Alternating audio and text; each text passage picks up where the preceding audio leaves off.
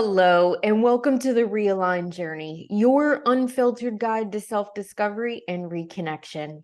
I'm Siera Sambrosky, your host, and together we'll deep dive the topics that have caused us to lose touch with ourselves and explore ways to reconnect to our true self. This week, I'm actually going solo.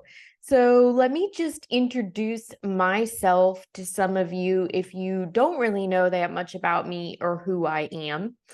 Again, my name is Siera Sambrosky, and I like to think of myself as a bit of a trailblazer. I've created sort of this dynamic intersection of business consulting with self-healing and spirituality in a way that will help business owners in particular transform their lives. And it really comes from this deep background that I have 20 plus years of business consulting companies all over the world, different sizes, different industries, different phases. And this mix of having gotten an education in holistic health and counseling with a specialty in grief facilitation. And then to really kind of boost up my ability to provide incredible insights and help people navigate these major life transitions. I have some spiritual gifts and an extremely robust history of my own personal healing journey, personal development, spiritual growth. And all of these things, I think, really help me to work with individuals and their businesses as they go on a journey of reinventing themselves and really recreating what their lives and businesses look like. So that's a little bit of a bio on me for those that don't know me. Today, what I really want to talk about is grief. And I mentioned in my bio that I have a certification in grief facilitation. And the reality of the situation is that it is something that I'm actually allow myself sort of some real pride in. And I'm aware of how incredibly unusual it is to be the person who voluntarily wants to sit in other people's darkest, ugliest, most uncomfortable times with them. And yet, it's something that I have been doing really all my life. I feel like things in my childhood trained me for better or for worse, gave me the skills to be able to sit with, at the time, grown-ups while they were going through really hard things and were not hiding them from me. And I think that part of it is also a divine gifting that's in me, part of the way that I've been wired up. And so I go to networking events virtually sometimes. And one of the recent icebreaker questions we all had was, if somebody handed you a microphone, what's the thing that you would just inherently start talking about?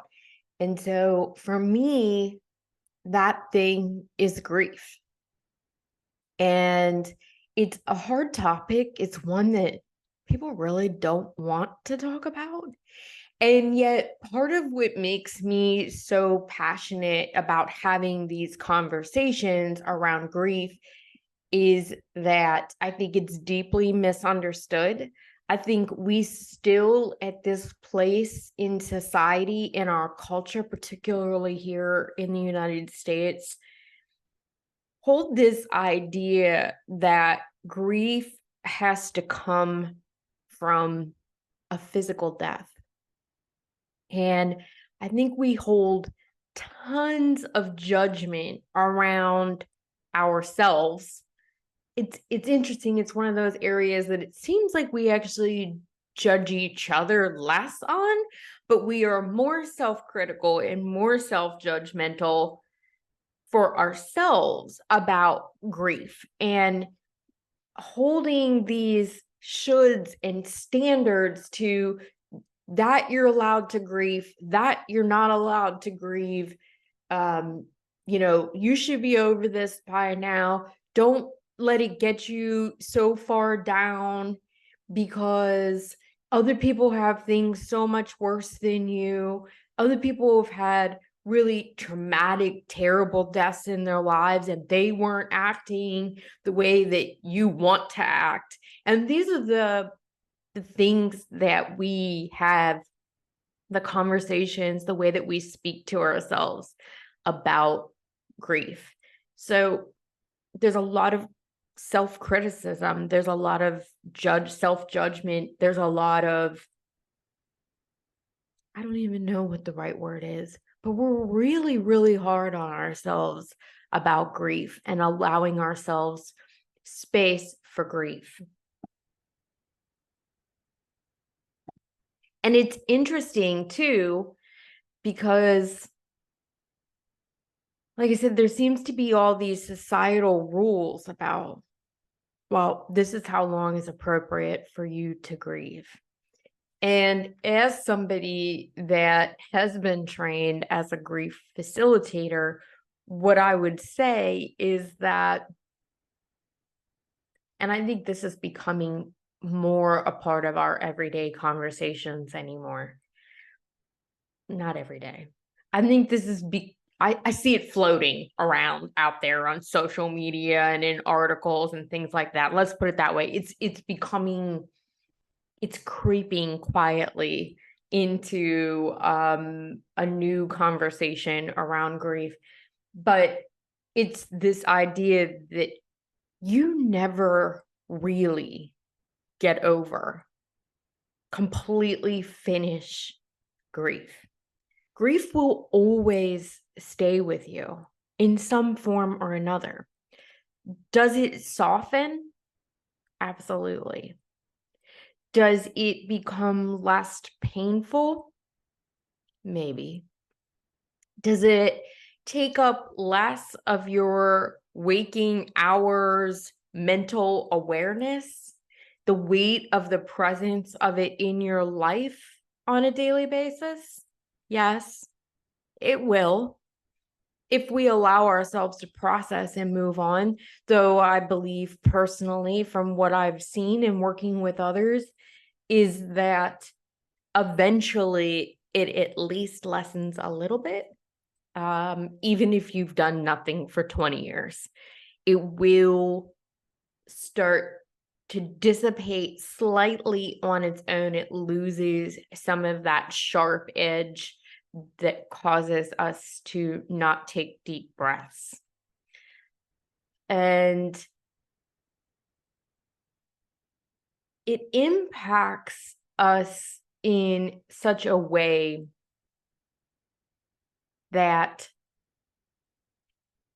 it like permeates. It doesn't even necessarily come over you all of a sudden. Sometimes it does, for sure.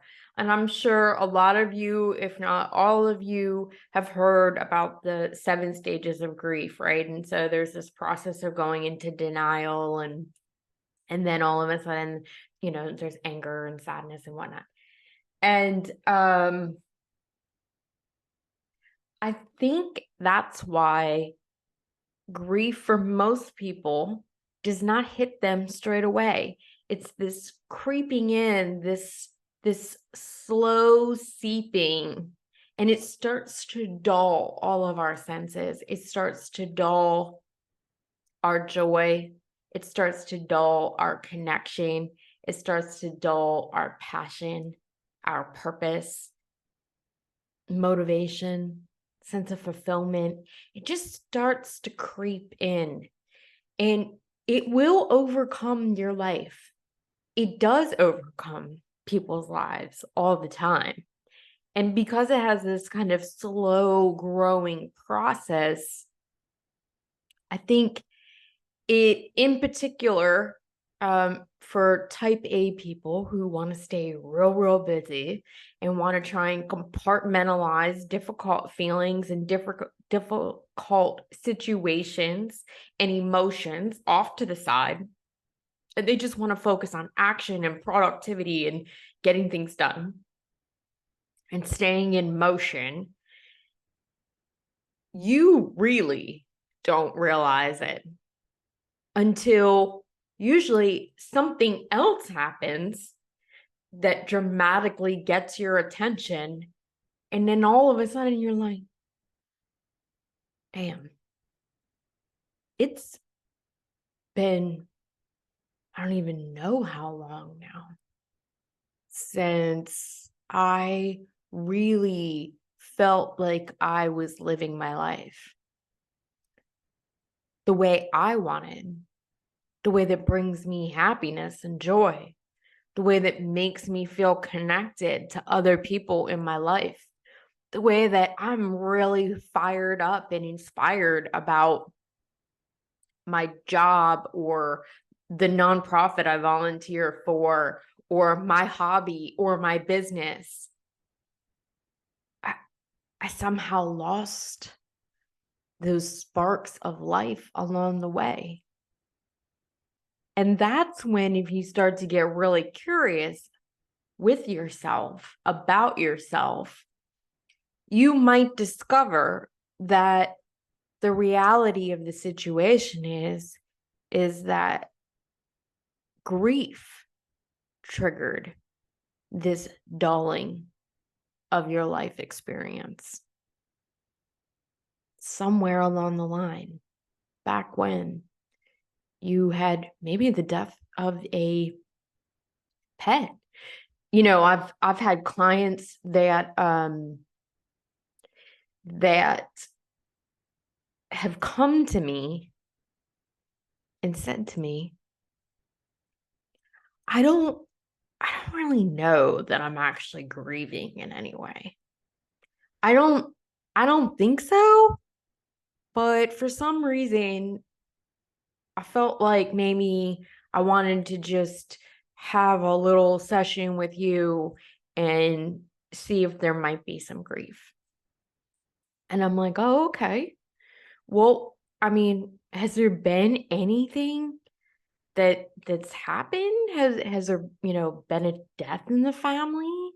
Has there been a divorce, a split in your business partnership? You don't talk to your best friend anymore. Your kids are all gone. You're an empty nest now. And one particular woman in that comes to mind when I talk about this, was like, well, I mean, yeah, but that's been a couple years now. And I was like, okay, well, do you want to tell me, what happened? And she was like, well, you know, I had been caring for my grandmother, and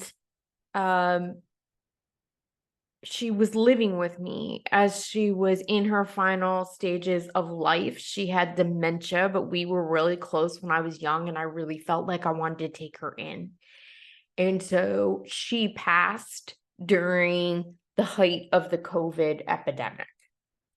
And I was like, oh, wow, that must have been a lot. Yeah, it would make a lot of sense. You had a very special connection with her. There was a special bond with her. It makes sense. Certainly, there's always an amount of grief, whether we're close to someone or not. She's like, yeah. And she's like, I don't know if this counts or not, but I also lost my dog of like 17 years. And I loved that dog. That dog had been through all kinds of life with me, my marriage and all. And I was like, well, yeah. Yeah, having somebody, even if it's an animal in your life for 17 years that you were bonded to, that you lived with, that you cared for, yep, that would create a sense of loss. That would bring about some grief. And then she went on to say about how, like, her best friend at work, like her best work friend, suddenly left, had never talked to her about the fact that they were hunting for a new job and they left.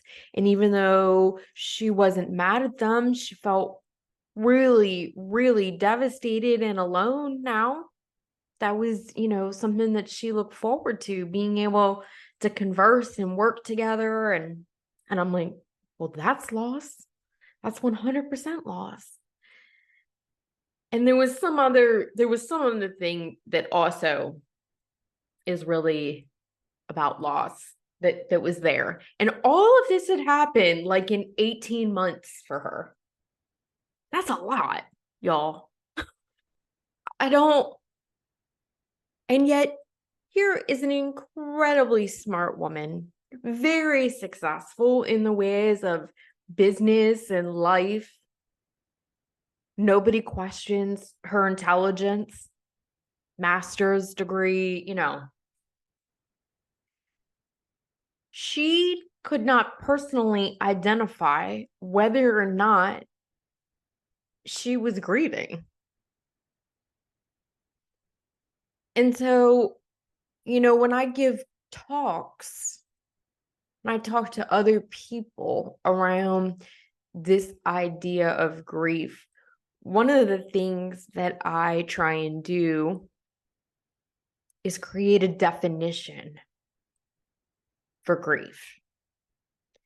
And what I would say is that whenever there is something in your life, and we'll go to this point next, but whenever there is something in your life that you hold so dearly that you in some way recognize who you are in part because of that thing, because of that relationship, because of that person, and then it goes away, then it dramatically doesn't look the same as it did. That is going to be grief causing. That is 100% going to make you grieve. And so to just kind of go down that road a little bit further, most of the clients, most of the people that I work with are dealing with grief because of some sort of more prevalent issues that cause a sense of loss of something that you were identifying yourself as, right? So it's often the death of a parent, sibling, best friend, spouse. We identify ourselves as those relationships. How many times do you read about somebody, or maybe you even introduce yourself this way, and somewhere in the mix of your bio, it says, I'm a wife and mother? Or don't you associate yourself as a daughter, as a granddaughter, as a best friend, as a sister, right? We often, almost always, hold those relationships as part of our identity, part of who we are, part of why we're here. So that's a super common thing that probably doesn't need a whole lot of explanation. But obviously, just as we were talking about the dogs, right? Or cats, or whatever that animal is for you, when you have a special bond to anything, whether it's human or not, and you care for it, you're the one responsible for caring for it, and then it goes away, it's not there anymore to take care of anymore, to love you, to just always be a listening ear, yeah, you're going to grieve. You're going to grieve. It's a loss. The other things that come up certainly are divorce or the ending of a long-term relationship. How many people identify themselves as a wife or husband, as the fiance or the girlfriend, boyfriend, partner to someone?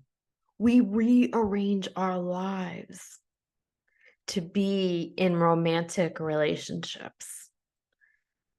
We compromise a part of ourselves, a part of the way that we live life compared to when we were on our own. You now have to, you know, have conversations with somebody before you make a choice for yourself. You wake up together most days. You eat dinner together. When you're buying groceries or buying stuff for the house, you're thinking about how much do I need for two of them. When that suddenly is gone, not to mention all the other host of routine things that we do, like every Saturday we would go for breakfast or whatever those things are, right? During football season, we always watch football together on Sundays. It doesn't really matter. But my point is that there was this piece of your life where you were not alone. This other person was there, and now that's gone. You really don't think that that's gonna create grief? There's not a sense of loss there, even if you were the one that ended the relationship. I've told this story before, so maybe some of you remember it. And if you do, I apologize. You're getting it again.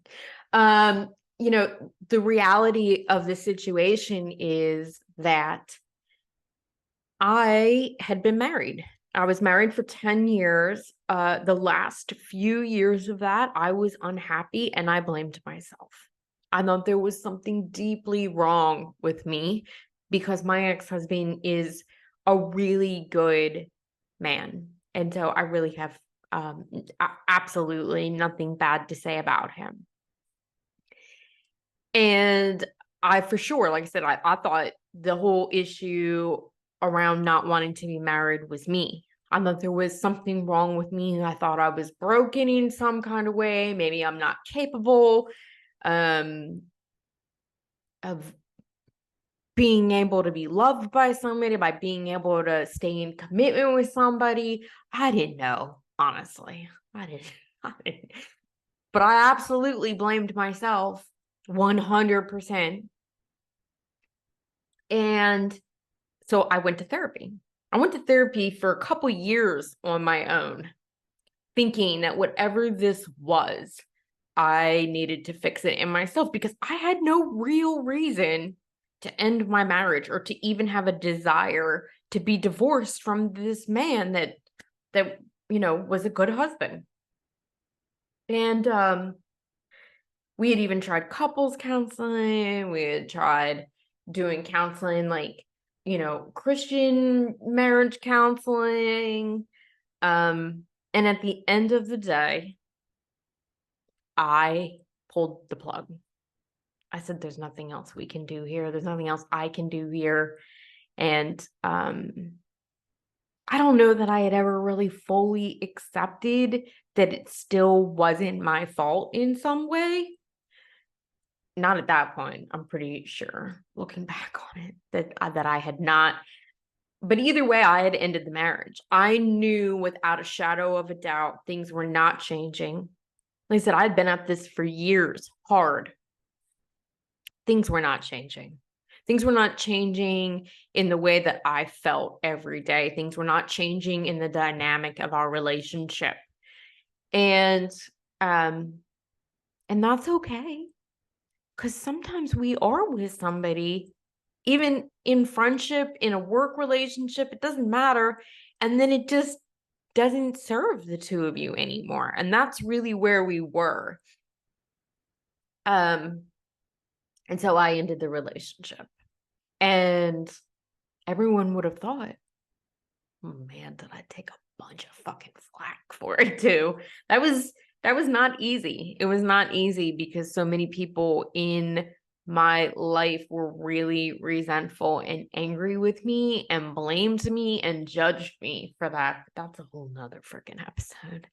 Though I will say that because of that judgment, because of the resentment, because of people criticizing me and shunning me and not talking to me anymore, because I decided to end my marriage, it created grief around that divorce, as if just having the whole dynamic of my life change and there being one last person in it wasn't enough.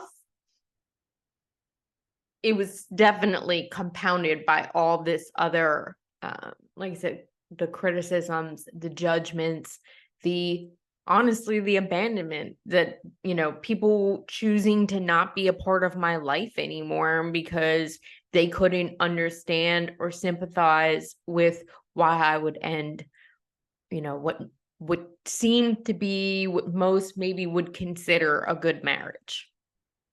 But I never thought about the fact that I had grief, that there was a loss there that I needed to process with sadness.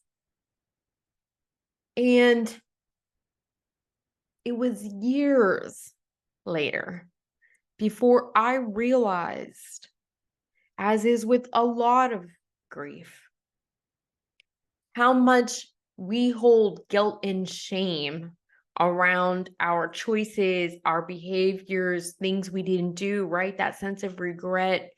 And I didn't regret getting divorced. I didn't regret. I knew with all my heart and had explored with all my mind every opportunity, every way that I knew to make sure that there would be no regret in my choice in the end. And so I didn't regret ever getting divorced, but I also had never grieved that loss. And so much of that came from the idea and the perspective that I was the one that ended the marriage. So it was like, well, who am I to be sad about this? I chose this. I put this into action. I made this happen. How do I get to grieve it? But there's a loss there. There's a loss there, like I said, not just in the way that you were living your life and that has dramatically changed, not just in the fact that somebody who had been a part of your life is now gone,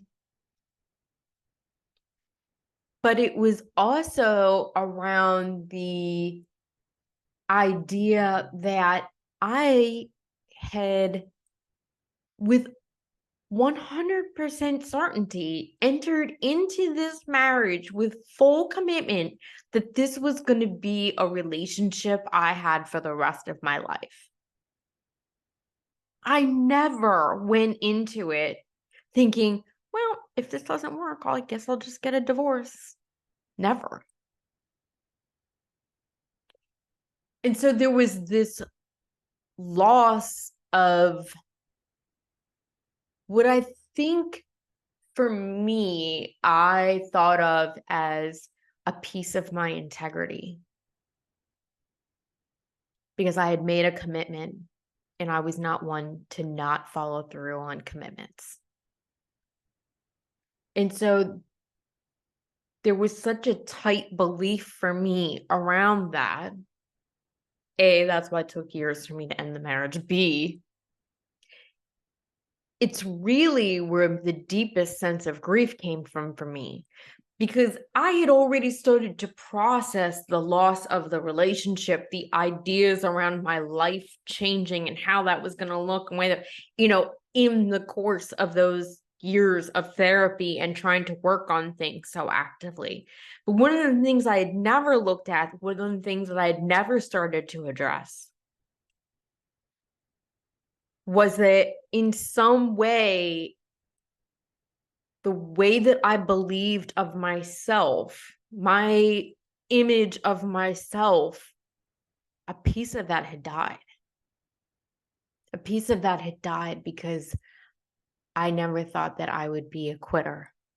I never thought that I would make the mistake, and I use quotes around that, of getting married to somebody that I wasn't going to be able to make it work for the rest of my life.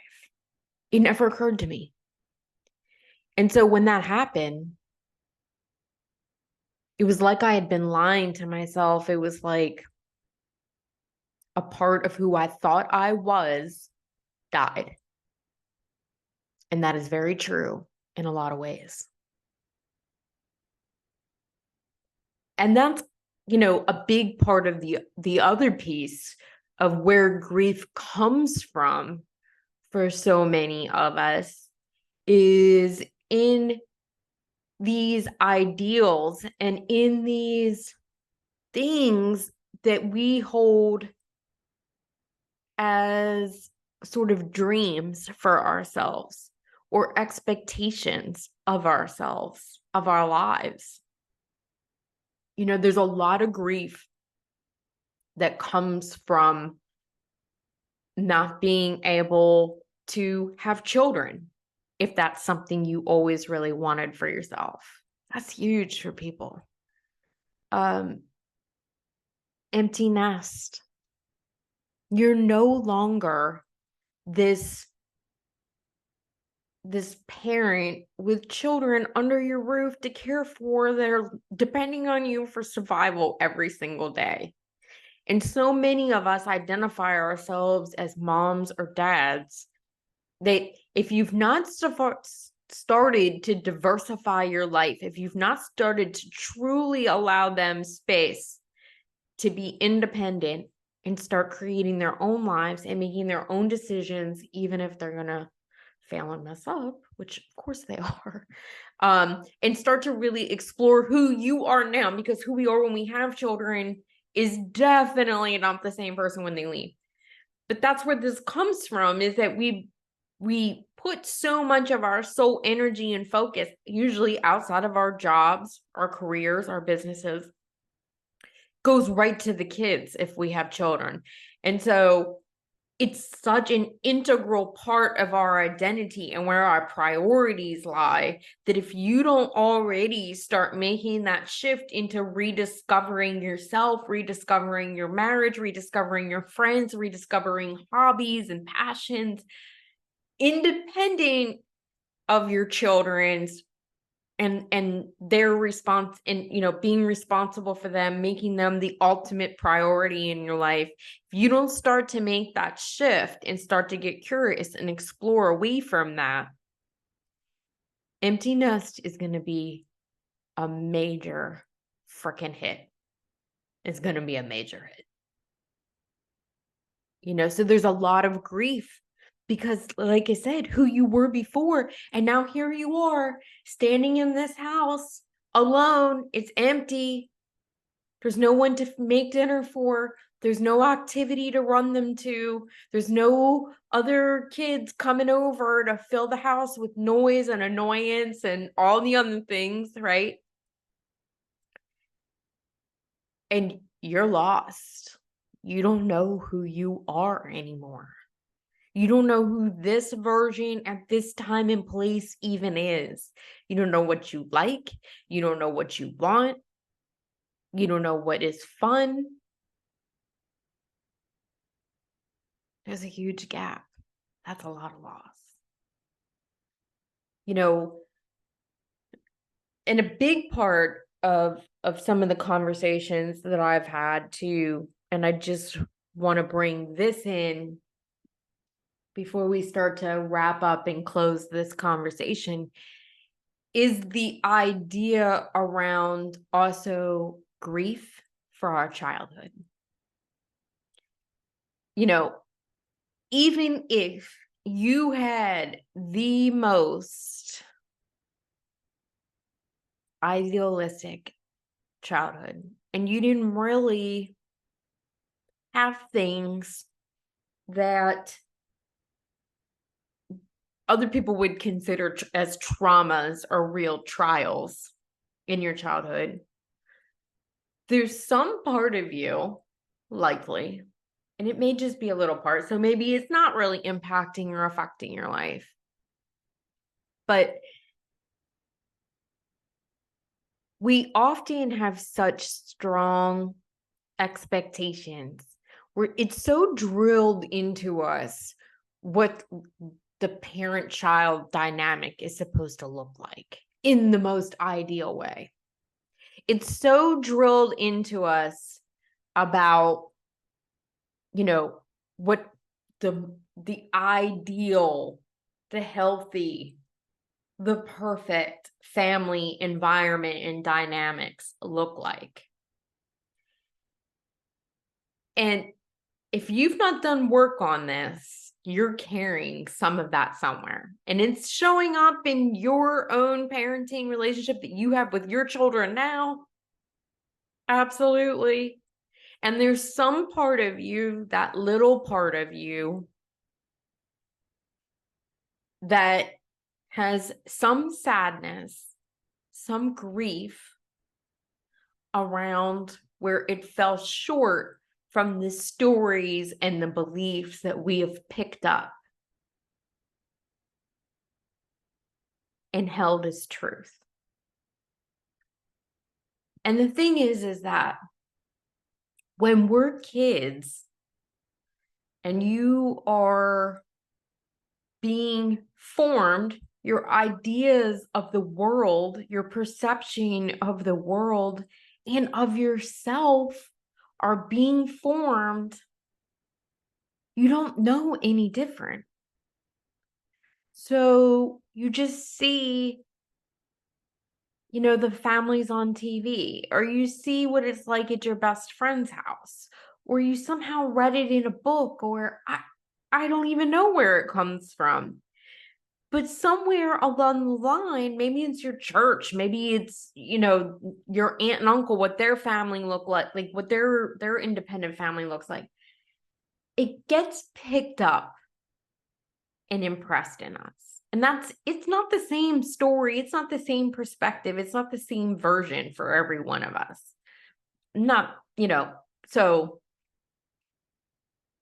this looks different for everyone. And again, this is one of those places where we judge the shit out of ourselves. We criticize the shit out of ourselves. And we're like, why do you feel sad about that? You actually had two parents that stayed married.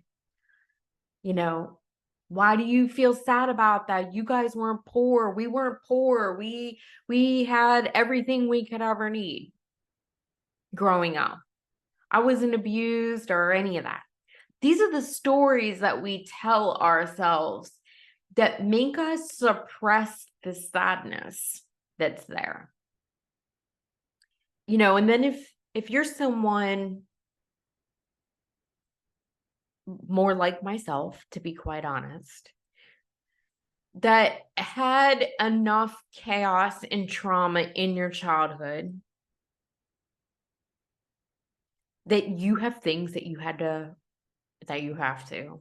I'm not in therapy currently, to be very honest with y'all, but I've had plenty of it. And I've also done all the, the energy healings and the all kinds of other woo-woo shit too, to try and move through some of this. But if you had a less than ideal childhood, if you had plenty of things that didn't look like the families on TV or the families that were next door, as far as you could tell, because it doesn't matter what was really going on in home. If you didn't witness it and all you saw was, their family dinner nights and you never had that, then it makes you feel like you've missed out. It gives you a teeny point of grief. And that's my point to this. And what happens is that those tiny points of grief when we're kids compound. And so it's just like anything else. All those tiny points keep building up and building up and building up. This is where, like we were talking about at the beginning of this episode, where grief has this way of seeping in until it's taken over. until the color has been sucked out, until everything feels dull and gray and you have a listlessness about life. And that's a really shitty place to be, quite honestly. And, to go back to the childhood stuff, all the therapy in the world, all the praying for forgiveness, for being able to forgive the people in your childhood that have caused you pain, that have caused you trauma, all of the work, and I'm speaking for myself for sure, and also pretty much anybody else that I know of that says my childhood kind of fucked me up. It wasn't most ideal. And I know that I'm making a bunch of shitty decisions and choices and repeating patterns, and I don't want to do that anymore. For all of those people that have worked really hard, including myself, what I can absolutely say with certainty is that we can do a lot of the work. We can, like I said, work on the forgiveness, work on understanding that those people in our lives were doing the best that they knew to do. That no matter how isolating, how alone, how unloved you felt, they did love you. It just wasn't the way that necessarily felt good. And it wasn't necessarily the way that you somehow picked up the impression that love was supposed to look and feel and act like. We can do all that work. We can learn that we are enough, that there was never really anything wrong with us. We can get all that stuff going. We can lose the hurt, the ache of the wounds, of the abandonment, go through the anger. And yet, one of the things that happens is that we skip over the part of grieving for that child's experience. We forget to grieve for that little girl or little boy. They never had somebody really cheering them on. They didn't really get hugged.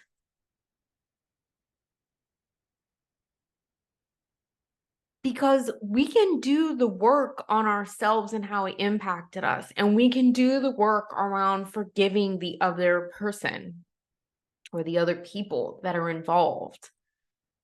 But we have to grieve the expectation, the dream, the idealistic standard that you at 6 or 7 or 8 was heartbroken over because it wasn't showing up in your life, because you didn't get that.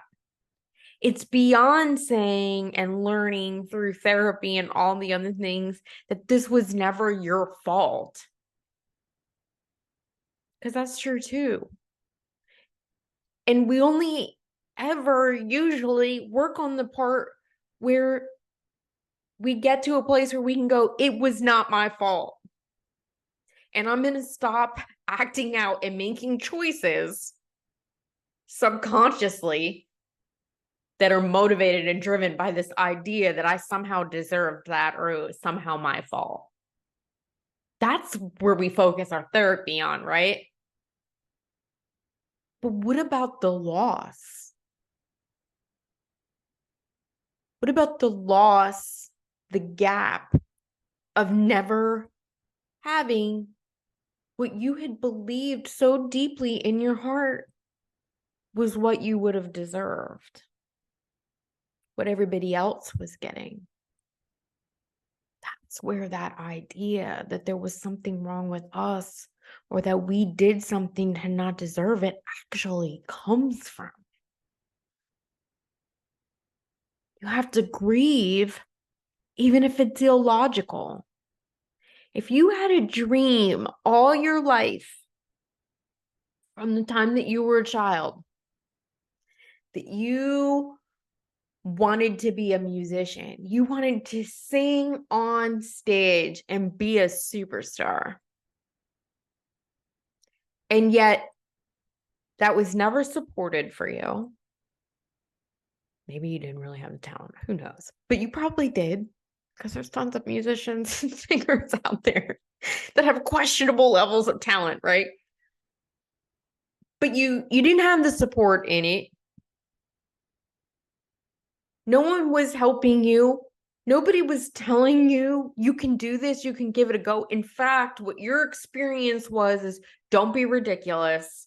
That's never going to happen to you. You'll be starving and poor all your life. Here, go do this. You need to grieve the loss of that dream. Because when we're little, when we're young, even as teenagers, and we hold something that we so deeply identified ourselves as, we so deeply in our hearts wanted, and then it is discouraged, it is taken away, it is dismissed, it is made fun of. You have grief around it. You lost it. You either gave it up because of being worried about being judged by others, or failing, or whatever that looked like, or it was taken from you because people they thought they were protecting you, usually, right? They think they don't want you to be delusional, end up homeless, broke. They don't want your heart to get broken because you can't make it. And so they break your heart for you. And no matter where that heartbreak comes from, if we can be really honest with ourselves, if we can just stop judging and criticizing what we think we should have feelings and emotions around for a minute, and get really fucking honest with ourselves and say, that broke my heart, then you have grief. I miss that. It feels like a loss now that that's not in my life anymore. Whether that's a person, a relationship, a pet, a dream, a business, an expectation or ideal, especially those ones that we had when we were kids. You have grief. And so I know that this has not exactly been the cheeriest episode by any means at all.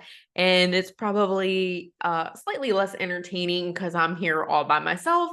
So, I think it's always more fun to have the dynamics of somebody else with me. I will have another guest again next week. So don't worry if you're looking forward to that. And I just want to take a minute as we wrap up and say that grief is a hard thing. And it's probably really weird that I love to work with people in their grief so much. But I absolutely do. And so I ask of you to please connect with me on social media. It's Siera Intuitively Knows. I'll put it in the show notes. Facebook and Instagram. Also, LinkedIn is just my name, Siera Sambrosky. Connect with me.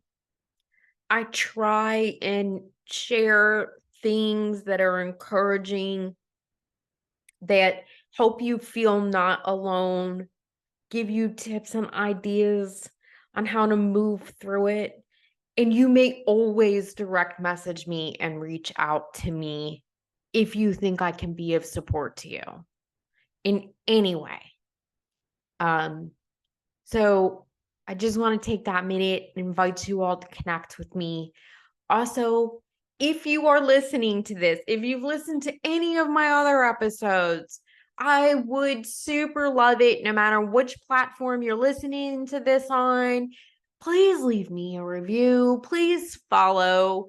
That means a lot to me. It's always a great thing to feel seen and heard. And while this podcast is really just a creative extension, a place for me to work out all my issues of guilt and shame around using my voice in this lifetime, and fulfilling that little dream of that little girl that used to love talking into a microphone and would record herself being a DJ on the radio. That was me. And I feel like this helps to fulfill that little fantasy that I had. Don't worry, I don't have grief around that not happening. And then right now, I feel like it is kind of happening with the podcast. But anyway, it would mean a lot to me if you share episodes with others, follow, like you said, leave a review. And until next week, sojourners, continue to have a great walk this week, and I will talk with you again next week.